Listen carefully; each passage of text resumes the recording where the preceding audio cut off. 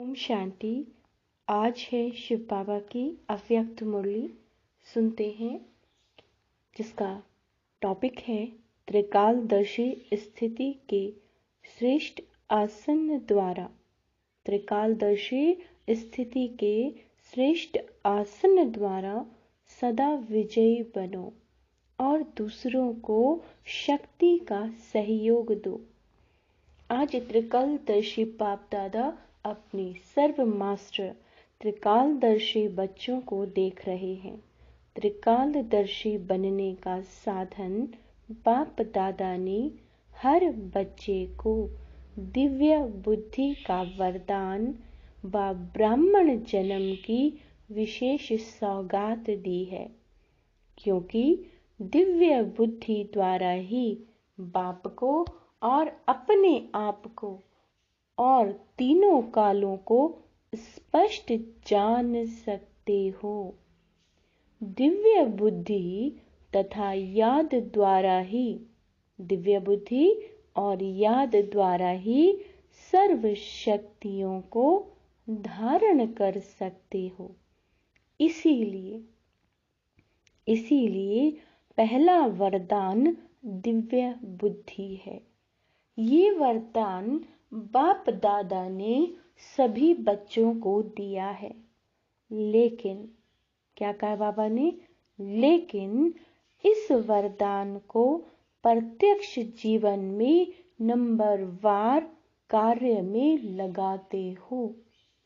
दिव्य बुद्धि त्रिकालदर्शी स्थिति का अनुभव कराती है। चारों ही सब्जेक्ट धारण करने का आधार दिव्य बुद्धि है। बाबा कहते हैं, चारों ही सब्जेक्ट को सभी बच्चे अच्छी तरह से जानते हैं, वर्णन भी करते हैं, लेकिन जानना और वर्णन करना यह सभी को आता है। सभी को आता है, चाहे नए हो चाहे पुराने हो। इसमें सभी होशियार हैं, लेकिन धारण करना इसमें नंबर बन जाते हैं। क्या हो जाते हैं? नंबर बन जाते हैं। दिव्य बुद्धि की विशेषताएं, दिव्य बुद्धि वाली आत्माएं कोई भी संकल्प को और कर्म व वाणी में लाने समय हर बोल हर कर्म को तीनों कालों से जानकर फिर प्रैक्टिकल में आती है। फिर से सुनो बाबा ने क्या कहा है। दिव्य बुद्धि की विशेषताएं, दिव्य बुद्धि वाली आत्माएं कोई भी संकल्प को, जो भी विचार मन में आ रहा है, कर्म में वाणी में लाने समय हर बोल हर कर्म को तीनों कालों को जानकर फिर प्रैक्टिकल में आती हैं। साधारण बुद्धि वाली आत्माएं बहुत करके वर्तमान को स्पष्ट जानती हैं, लेकिन भविष्य और भूतकाल को स्पष्ट नहीं जानती। दिव्य बुद्धि वाली आत्मा को पास्ट और फ्यूचर भी इतना ही स्पष्ट होता है जैसे प्रेजेंट स्पष्ट है। तीनों ही काल साथ साथ स्पष्ट अनुभव होता है। वैसे सभी कहते भी हैं, जो सोचो, जो करो, जो बोलो, आगे पीछे को सोच समझ कर करो। कर्म के पहले परिणाम को सामने रखो। परिणाम हुआ भविष्य। तो नंबर 1 है त्रिकालदर्शी बुद्धि। त्रिकालदर्शी बुद्धि कभी असफलता का अनुभव नहीं करेगी। लेकिन क्या कहा बाबा ने फिर से? लेकिन बच्चों में 3 प्रकार की बुद्धि वाले हैं। पहला नंबर सुनाया, सदा त्रिकालदर्शी बुद्धि। दूसरा नंबर कभी त्रिकालदर्शी और कभी एक कालदर्शी। तीसरा नंबर अलबेली बुद्धि। तीसरा नंबर अलबेली बुद्धि, जो सदा वर्तमान को देखते, सदा यही सोचते कि जो अभी हो रहा है, जो अभी हो रहा है या मिल रहा है, वह चल रहा है, इसमें ठीक रहे। भविष्य क्या होगा इसको क्या सोचें। लेकिन अलबेली बुद्धि आदि मध्य अंत को न सोचने के कारण सदा सफलता प्राप्त करने में धोखा खा लेती है, जो अलबेली बुद्धि है। तो बनना है त्रिकालदर्शी बुद्धि। त्रिकालदर्शी स्थिति ऐसा श्रेष्ठ आसन है। क्या है ये आसन? जिस आसन अर्थात स्थिति द्वारा स्वयं भी सदा विजयी और दूसरों को भी विजयी बनाने की शक्ति व सहयोग देने वाले दिव्य बुद्धि विशाल बुद्धि है। दिव्य बुद्धि विशाल बुद्धि है। दिव्य बुद्धि बेहद की बुद्धि है। तो चेक करो, क्या कहा बाबा ने? चेक करो कि स्वयं की बुद्धि किस नंबर की बनाई है। क्वेश्चन पूछ रहे हैं बाबा, अपने आप चेक करना है अपनी अपनी बुद्धियों को, ठीक है। बाप दादा ने बच्चों के रिजल्ट में देखा कि ज्ञान, गुण, शक्तियों का खजाना जमा सभी बच्चों के पास है, लेकिन जमा होते भी नंबर वार क्यों है? ऐसा कोई भी नहीं दिखाई दिया जिसके पास खजाने जमा नहीं हो। सभी के पास जमा है। फिर नंबर वार क्यों? बाबा पूछ रहे हैं। जमा है खजाने, फिर नंबर वार क्यों? अगर किसी से भी पूछेंगे, स्वयं का ज्ञान है? स्वयं का ज्ञान है? कौन हो तुम? आत्मा हो, है ना? स्वयं का ज्ञान। बाप का ज्ञान है? बाप कौन है? परमपिता शिव। चक्र का ज्ञान है? ड्रामा का, है ना? सृष्टि के आदि मध्य अंत का, यानी चक्र का ज्ञान है। कर्मों की गति का ज्ञान है कि ये करेंगे तो ये परिणाम होगा, है ना? सभी के पास सर्व शक्तियां हैं कि कोई है और कोई नहीं है। बाबा पूछ रहे हैं, सभी के पास शक्तियां तो हैं। ज्ञान में सभी ने हाँ किया और शक्तियों में हाँ क्यों नहीं किया? बाबा पूछ रहे हैं। ज्ञान में तो हाँ कर दी कि ज्ञान है, और शक्ति में हाँ क्यों नहीं किया? अच्छा, सभी गुण हैं, सर्व गुण बुद्धि में है। बुद्धि में ज्ञान भी है और शक्तियां भी हैं। फिर नंबर वार क्यों? फर्क क्या होता है? बाबा पूछ रहे हैं, फर्क क्यों होता है? खजाने को विधि पूर्वक कार्य में लगाना नहीं आता। समय बीत जाता है, फिर सोचते हैं कि ऐसे करते, इस विधि से चलते थे तो सिद्धि मिल जाती थी। अंडरलाइन। तो समय को जानना और समय प्रमाण, शक्ति व गुण व ज्ञान को कार्य में लगाना, इसके लिए दिव्य बुद्धि की विशेष आवश्यकता है। वैसे ज्ञान की पॉइंट्स बहुत सोचते रहते हैं, सुनाते भी रहते हैं, कॉपियों में भी भरी हुई रहती है सबके पास। इतनी डायरियां इकट्ठी हुई होंगी, काफी स्टॉक हो गया है ना। तो जैसे बाप के लिए गाया हुआ है कि मैं जो हूँ, जैसा हूँ, वैसे मुझे जानने वाले कोटों में कोई है। जानते तो सभी हैं, लेकिन बाबा ने क्या कहा? जानते तो सभी हैं, लेकिन अंडरलाइन है। जो हूं, जैसा हूं, उसमें अंतर पड़ जाता है। इसी रीति जैसे जैसा समय और जो ज्ञान की पॉइंट्स या गुण या शक्ति आवश्यक है, वैसा कार्य में लगाना। जो ज्ञान की पॉइंट्स, गुण या शक्ति आवश्यक है ना, वैसा कार्य में लगाना, उसमें अंतर पड़ जाता है।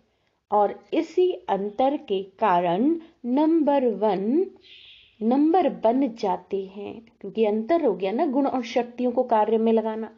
जब जिस शक्ति की आवश्यकता है, गुण की आवश्यकता है, जिस पॉइंट की आवश्यकता है, उसी समय पर कार्य में लगाने में नंबर 1 बन जाते हैं। तो कारण समझा? एक तो समय प्रमाण विधि का अंतर पड़ गया कि जब समय पे जो चीज चाहिए वो नहीं लगा पा रहे हैं, कोई लगा रहा है कोई नहीं, तो इसलिए आगे पीछे नंबर सबके बाबा कहते हैं बन रहे हैं। दूसरा, कोई भी कर्म व संकल्प त्रिकालदर्शी बन नहीं करते। बहुत गहरी लाइन है कि कोई भी कर्म व संकल्प जो विचार कर रहे हैं, त्रिकालदर्शी बन नहीं करते, इसीलिए नंबर बन जाते हैं। कोई भी संकल्प बुद्धि में आता है तो संकल्प है बीज। संकल्प क्या होता है? बीज होता है। वाचा और कर्मणा बीज का विस्तार।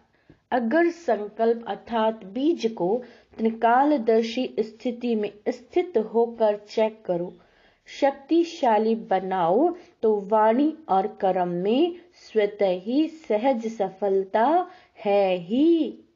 बाबा ने कहा सफलता है ही। संकल्प को चेक नहीं करते। क्या कहा है बाबा ने? संकल्प को चेक नहीं करते, अर्थात बीज शक्तिशाली नहीं होता तो वाणी और कर्म में भी सिद्धि की शक्ति नहीं रहती। लक्ष्य सभी का सिद्धि स्वरूप बनने का है ना, तो सदा सिद्धि स्वरूप बनने की विधि जो सुनाई उसको चेक करो। बीच बीच में बुद्धि अलबेली बन जाती है, इसीलिए कभी सिद्धि अनुभव करते, कभी मेहनत अनुभव करते। कभी सिद्धि अनुभव करते हैं और कभी मेहनत अनुभव करते हैं।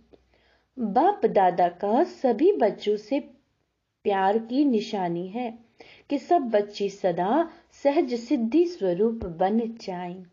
आपकी जड़ चित्रों द्वारा भक्त आत्माएं सिद्धि प्राप्त करती रहती हैं। तो चैतन्य में सिद्धि स्वरूप बने हो, तब तो जड़ चित्रों द्वारा भी और आत्माएं सिद्धि प्राप्त करती रहती हैं। जो त्रिकालदर्शी स्थिति में स्थित रहते हैं, तो त्रिकालदर्शी स्थिति समर्थ स्थिति है। कैसी है? समर्थ स्थिति। इस समर्थ स्थिति वाले जो आत्माएं समर्थ स्थिति में, जो त्रिकालदर्शी रहती हैं, आगे पीछे का देखकर सोचती हैं, बोलती हैं। कहते भी नहीं साधारण में, पहले सोचो है ना, फिर तोलो, फिर बोलो, फिर कर्म में लाओ। तो ऐसी ये त्रिकालदर्शी की स्थिति वाली बाबा बात कर रहे हैं। इस समर्थ स्थिति वाले व्यर्थ को ऐसा सहज समाप्त कर देते हैं जो सपन मात्र भी व्यर्थ समाप्त हो जाता है। सपन में भी व्यर्थ नहीं आता। अगर त्रिकालदर्शी बुद्धि द्वारा कर्म नहीं करते तो व्यर्थ का बोझ बार बार ऊंचे नंबर में अधिकारी बनने नहीं देता। व्यर्थ, एक बाबा आज व्यर्थ को भी अंडरलाइन करा रहे हैं, त्रिकालदर्शी को भी, संकल्पों पे भी ध्यान देने के लिए कह रहे हैं बाबा। तो दिव्य बुद्धि का वरदान सदा हर समय कार्य में लगाओ। होमवर्क मिल गया है। दिव्य बुद्धि को वह जो वरदान है कि मैं दिव्य बुद्धिमान आत्मा हूं, इस वरदान को अपने हर समय कार्य में लगाना है। कार्य में लगाना अर्थात जो भी आप संकल्प सोचें वो कहना कि सोच समझ कर सोचें, ये ना हो कि कुछ भी सोचते रहे, नहीं तो वो व्यर्थ में गिना जाएगा और आपकी ही एनर्जी डाउन जाएगी। बाप दादा ने पहले भी इशारा दिया है। क्या इशारा दिया है? कि ज्ञानी योगी आत्माएं बने हो, है ना। ज्ञानी यानी मुरली का ज्ञान, योगी यानी योग जो हम सहज योग करते हैं। तो बाबा कहते हैं ज्ञानी और योगी आत्माएं बने हो। अब ज्ञान और योग के शक्ति को प्रयोग में लाने वाले प्रयोगशाली आत्माएं बनो। देखो बाबा ने क्या कहा है। जैसे साइंस की शक्ति का प्रयोग दिखाई देता है ना, लेकिन साइंस की शक्ति के प्रयोग का भी मूल आधार क्या है? साइंस की शक्ति का आज जो भी साइंस ने प्रयोग कर साधन दिए हैं, उन सब साधनों का आधार क्या है? क्वेश्चन मार्क बाबा पूछ रहे हैं कि क्या आधार है। साइंस के प्रयोग का आधार क्या है? मेजॉरिटी देखेंगे लाइट है। लाइट द्वारा ही प्रयोग होता है। अगर कंप्यूटर भी चलता है तो किसके आधार से चलेगा? बाबा कहते हैं कंप्यूटर माइट है, लेकिन आधार लाइट है ना। तो आपके साइलेंस की शक्ति का भी आधार क्या है? लाइट है ना। जब वह प्रकृति की लाइट द्वारा एक लाइट अनेक प्रकार के प्रयोग प्रैक्टिकल में करके दिखाती है, तो आपकी अविनाशी परमात्म लाइट, आत्मिक लाइट और साथ साथ प्रैक्टिकल स्थिति जो लाइट है, तो उससे क्या नहीं प्रयोग हो सकता? फिर से सुनो, परमात्म लाइट और आत्मिक लाइट और साथ साथ प्रैक्टिकल स्थिति जो लाइट की है, तो उससे आपको हमेशा लाइट रहता है ना फरिश्ता वाली स्थिति में, तो उससे क्या नहीं प्रयोग हो सकता? आपके पास स्थिति भी लाइट, आपके साथ स्थिति भी लाइट है और मूल स्वरूप भी लाइट। जब भी कोई प्रयोग करना चाहते हो तो पहले अपने मूल आधार को चेक करो। जब भी आप कोई प्रयोग करना चाहते हैं तो अपने मूल आधार को चेक करो। जैसे कोई भी साइंस के साधन को यूज करते हैं तो पहले चेक करेंगे ना कि लाइट है या नहीं है। बिना बिजली के, बिना लाइट के तो कोई चीज चलती नहीं है, तो उसे यूज करने से पहले हम देखेंगे ना कि लाइट आ भी रही है कि नहीं आ रही। तो उसी के लिए बाबा कह रहे हैं, ऐसे जब योग का, शक्तियों का और गुणों का प्रयोग करते हो तो पहले ये चेक करो कि मूल आधार आत्मिक शक्ति, परमात्म शक्ति व लाइट यानी हल्की स्थिति है। अगर स्थिति हल्की नहीं होगी तो क्या होगा? अगर स्थिति और स्वरूप डबल लाइट है, आपकी स्थिति और आपका स्वरूप, तो प्रयोग की सफलता बहुत सहज कर सकती हो। और सबसे पहले इस अभ्यास को शक्तिशाली बनाने के लिए पहले अपने पर प्रयोग करके देखो। ठीक है। हर मास व हर 15 दिन के लिए कोई ना कोई गुण, कोई ना कोई विशेष शक्ति का स्वयं के प्रति प्रयोग करके देखो। क्योंकि संगठन में, संबंध संपर्क में पेपर तो आते ही हैं। संगठन में भी और संबंध संपर्क में पेपर तो आते ही हैं और आएंगे ही। तो पहले अपने ऊपर प्रयोग में चेक करो। कोई भी पेपर आया, लेकिन जो शक्ति व जो गुण का प्रयोग करने का लक्ष्य रखा है, उसमें कहाँ तक सफलता मिली और कितने समय में सफलता मिली।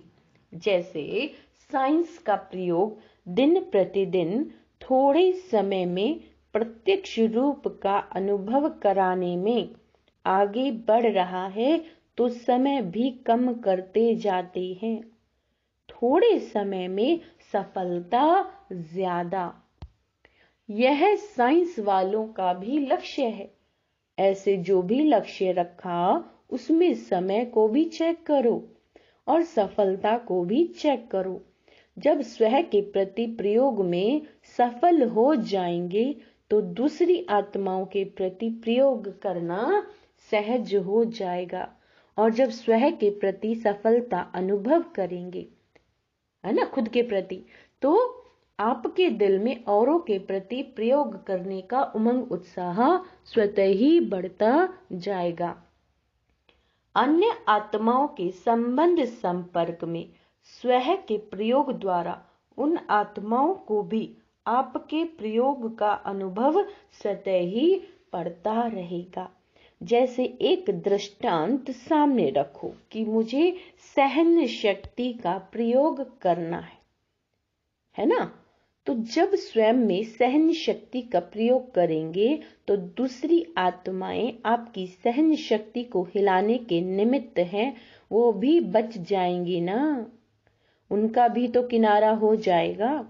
और जैसे छोटे छोटे संगठन में रहते हो, सेंटर्स हैं, तो सेंटर्स पर छोटे संगठन है ना, तो पहले स्वयं के प्रति ट्रायल करो। ये बहुत गहरी बात है, करना है पहले खुद के प्रति, फिर अपने छोटे संगठन में ट्रायल करो।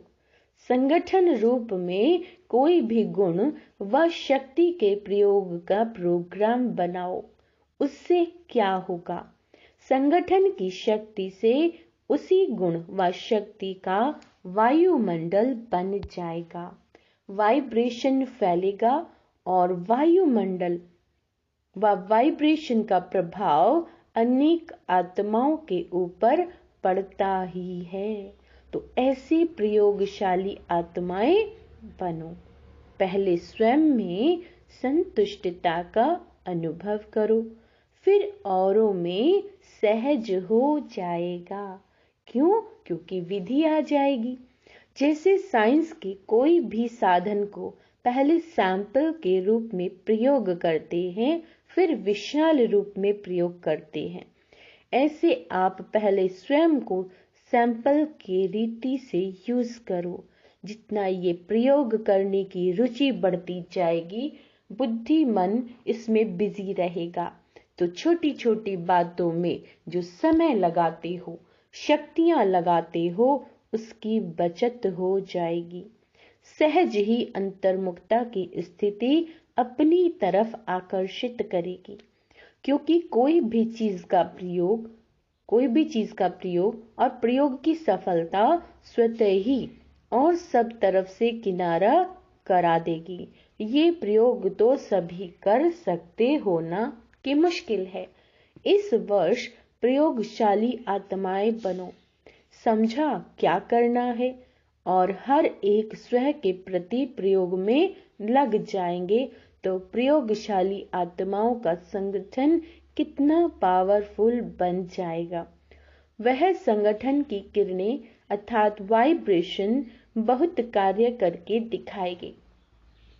इसमें सिर्फ दृढ़ता चाहिए, मुझे करना ही है। दूसरों के अलबेलेपन का प्रभाव नहीं पड़ना चाहिए। क्या कहा बाबा ने? दूसरों का अलबेलेपन का प्रभाव नहीं पड़ना चाहिए, अपनी दृढ़ता का प्रभाव औरों पर पड़ना चाहिए। क्योंकि दृढ़ता की शक्ति श्रेष्ठ है या अलबेलेपन की शक्ति श्रेष्ठ है? बाप दादा का वरदान है, जहां दृढ़ता है वहां सफलता है ही। तो क्या बनेंगे? प्रयोगशाली, त्रिकालदर्शी, आसनधारी। और तीसरा क्या करेंगे? जैसा समय वैसी विधि से सिद्धि स्वरूप। जैसा समय वैसी विधि से सिद्धि स्वरूप। तो वर्ष का ये होमवर्क है। ये होमवर्क स्वतः ही बाप के समीप लाएगा। जैसे ब्रह्मा बाप को देखा, कोई भी कर्म करने से पहले आदि मध्य अंत को सोच समझकर कर्म किया और कराया। अलबेलापन नहीं कि जैसा हुआ ठीक है, चलो चलना ही है। नहीं तो फॉलो ब्रह्मा बाप। फॉलो करना तो सहज है ना, कॉपी करना है, कॉपी करने का तो अकल है ना। बाबा भी देखो कैसी बात करते हैं। बाबा कह रहे कॉपी करने का भी अक्ल है ना। अच्छा, ये ग्रुप चांस लेने वाला ग्रुप है। एक्स्ट्रा लॉटरी मिली है। जो अचानक लॉटरी मिलती है तो उसकी खुशी ज्यादा ही होती है।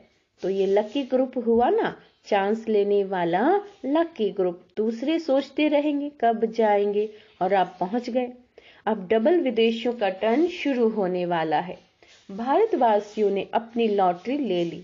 चारों ओर के डबल विदेशी बच्चों ने जो रिट्रीट का प्रोग्राम बनाया है, बाबा कहते हैं उसमें मेहनत अच्छी की है। विशेष निमित्त आत्माओं को समीप लाने की विधि अच्छी है और जितना हिम्मत रख आगे बढ़ते रहेंगे उतनी सफलता हर वर्ष श्रेष्ठ श्रेष्ठ मिलती रहेगी। ऐसा अनुभव होता है ना। कोई समय था जो निमित्त विशेष आत्माओं से संपर्क करना भी मुश्किल लगता था, और अभी क्या लगता है, जितना सोचते हो उससे और ही ज्यादा आते हैं ना। तो ये हिम्मत का बाबा कहते हैं प्रत्यक्ष फल है। भारत में भी संपर्क बढ़ता जाता है। पहले आप निमंत्रण देने की मेहनत करते थे और अभी स्वयं आने की ऑफर करते हैं। फर्क पड़ गया है ना। वो कहते हैं हम चले और आप कहते हो नंबर नहीं है। यह हिम्मत बच्चे मददे बाप का प्रत्यक्ष स्वरूप। अच्छा, चारों ओर के मास्टर त्रिकालदर्शी आत्माओं को सदा समय के महत्व को जानने और समय प्रमाण खजानों को कार्य में लगाने वाले दिव्य बुद्धिमान आत्माओं को, सदा अंतर्मुखता की प्रयोगशाला में प्रयोग करने वाले प्रयोगशाली आत्माओं को, सदा हिम्मत द्वारा बाप के मदद का प्रत्यक्ष अनुभव करने वाली आत्माओं को बाप दादा का याद प्यार और नमस्ते। हम रूहानी बच्चों की रूहानी बाप दादा को याद प्यार गुड मॉर्निंग, नमस्ते मीठे बाबा, शुक्रिया बाबा शुक्रिया।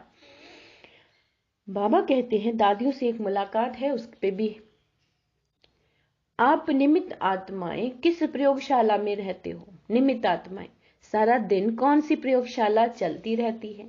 नई नई इन्वेंशन करते हो ना, नए नए अनुभव करते जाते हो और नई नई विधि से टचिंग भी होती रहती है। क्यों? क्योंकि जो निमित्त है उनको विशेष नई नई बातें टच होने का विशेष वरदान है। थोड़ा समय भी बीतेगा तो विचार चलते हैं ना, टचिंग आती है ना कि अभी ये हो, अभी ये हो, अभी ये होना चाहिए। तो निमित्त आत्माओं को विशेष उमंग उत्साह बढ़ाने के व परिवर्तन शक्ति को बढ़ाने के प्लान की जरूरत है। इसके बिना रह नहीं सकती। बुद्धि चलती है ना, देख देख आश्चर्यवत नहीं होते, लेकिन उमंग उत्साह में आगे बढ़ाने के लिए प्लानिंग बुद्धि बनाते हैं। माया संगठन को हिलाने के लिए नए नए प्लान्स बनाती है, नई नई बातें सुनते हो ना, और आप लोग सभी को हिम्मत उमंग में लाने के प्लान बनाते हो। कभी आश्चर्य लगता है, कभी नहीं लगता है ना। माया भी पुरानी विधि से थोड़े ही अपना बनाएगी।